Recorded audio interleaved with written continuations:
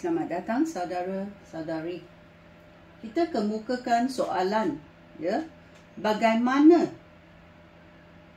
saya boleh mendamaikan doktrin neraka dengan penyelamatan Yesus Kristus? Ya. Apa dikatakan dalam ayat Tuhan? Ya. Ayat Tuhan dalam Matius 25 ayat 41. Matius ayat 25, babak 25 ayat 41 berkata, kemudian raja itu akan berkata kepada kumpulan orang di sebelah kirinya, pergilah dari sini, hai kamu yang dikutuk Allah, pergilah ke dalam api yang tidak dapat padam, yang telah disediakan oleh Allah untuk iblis dan malaikat-malaikatnya. Ya. Bila Tuhan mencipta manusia, ya, Dia cipta manusia hidup, bukan mati bersama-sama, ya, syaitan dan malaikat-malaikat syaitan. Ya. Kalau kamu ikut teladan syaitan, ikut pemerintahan syaitan, kamu akan bersama-samanya dalam riwayat hidup kamu selepas kematian dan selama-lamanya dalam kegelapan. Kerana kegelapan atau api membara itu di neraka adalah ditujukan kepada syaitan dan malaikat-malaikat syaitan yang memberontak, bukan untuk manusia. Tetapi kalau kamu tidak mau menerima penyelamatan Yesus Kristus yang datang untuk menyelamatkan kamu, menebus dosa kamu, kamu pergilah kepada syaitan dan malaikat-malaikatnya dalam kegelapan. Kerana Tuhan berkata, pilihlah, kamu nak keterangan hidup atau dalam kegelapan hidup, ya. Kerana roh kita tidak mati, ya. Badan kita boleh mati, roh kita tidak mati. So roh kita akan bersama-sama syaitan dan malaikat-malaikat syaitan di neraka dan api membara. Dia dikatakan dalam ayat Tuhan, ya. Apa terjadi kepada Yudas, ya, yang mengkhianati Yesus? Dalam Kisah Rasul-Rasul babak 1 ayat 25, dia berkata, engkau mengetahui hati semua orang. Yudas Iskariot sudah meninggalkan tugasnya sebagai rasul dan sudah menerima ganjarannya. Ya. So, kita tahu pada akhir-akhirnya Yudas pun tidak bertaubat daripada dosanya. Ya. Yesus sudah memberinya berkali-kali, ya, peluang untuk bertaubat. Dia tidak mau bertaubat, malah dia menganiayai Yesus Kristus. Dan sekarang Yudas menerima ganjarannya, ya, menerima ganjarannya di tempat mana? Ya, kamu tahulah. Dalam 2 Petrus babak 3 ayat 9. Sekali lagi kita mau memperingatkan, Tuhan tidak terlambat untuk melakukan apa yang sudah dijanjikannya, meskipun beberapa orang berfikir demikian. Sebaliknya, Tuhan sabar terhadap kamu, kerana Dia tidak mahu sesiapa pun binasa. Dia mahu semua orang, iaitu manusia yang diciptanya, bertaubat daripada dosa. Ya. Oleh itu Tuhan tidak mahu melihat orang pergi ke neraka. Kerana neraka bukan dicipta untuk manusia. Dia dicipta untuk syaitan dan malaikat-malaikat syaitan. Ya. Oleh itu Dia mahu kita bertaubat daripada dosa kita dan menerima penyelamatan Yesus Kristus supaya kita boleh hidup. Ya. Dalam Ezekiel 18 ayat 23. Ia berkata, adakah kamu menyangka bahawa aku, iaitu Tuhan, suka melihat orang jahat mati? Ya, firman Tuhan Raja kita. Tidak. Aku mahu manusia bertaubat dan hidup. Inilah hati Tuhan. Dia mahu manusia bertaubat dan hidup. Dia tidak suka melihat orang mati, orang jahat yang mati. Ya, orang jahat harus dihakimkan. Tetapi kalau dia percaya kepada penyelamatan Yesus Kristus, Yesus menebuskan segala dosanya.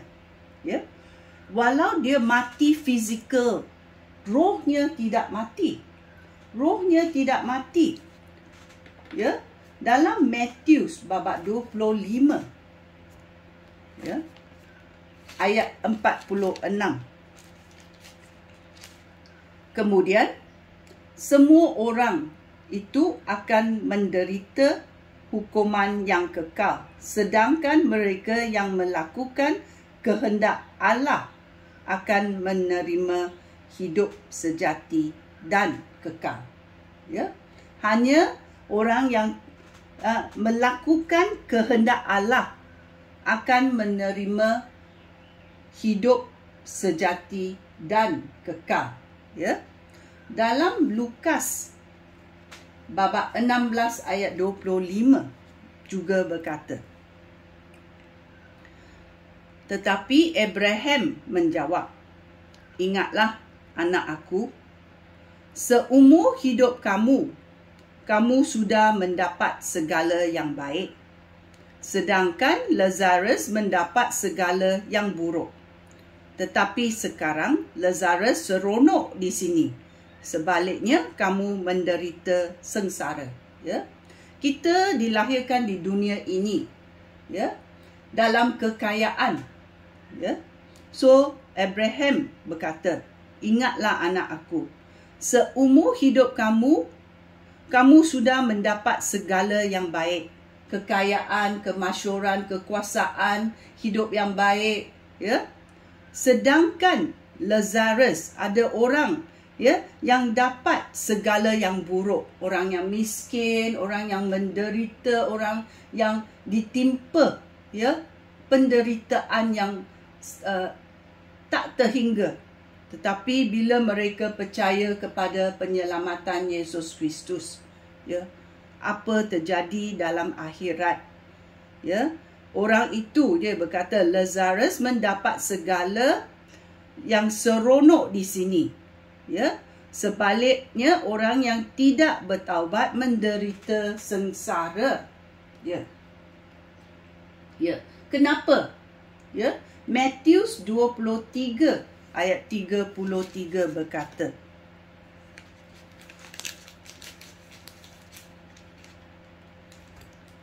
kamu jahat seperti ular berbisa dan kamu keturunan orang jahat. Ya? Bagaimana mungkin kamu dapat melepaskan diri daripada hukuman neraka? Ya? Ada, ya, kehakiman di dunia ini, ada juga kehakiman di syurga. Ya? Kerana Tuhan kita adalah Tuhan yang suci. Dia tidak boleh berat sebelah. Kamu buat salah, kamu mesti tanggung kesalahan kamu. Ya. Oleh itu, apakah tempat kita yang bersalah? Hukuman neraka. Ya, hukuman neraka. Dalam Matius babak 10 ayat 28 berkata,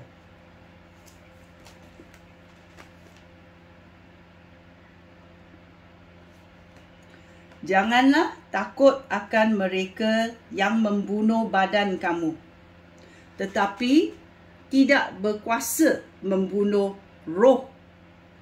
Tetapi takutlah kepada Allah yang berkuasa membinasakan baik badan maupun roh di dalam neraka.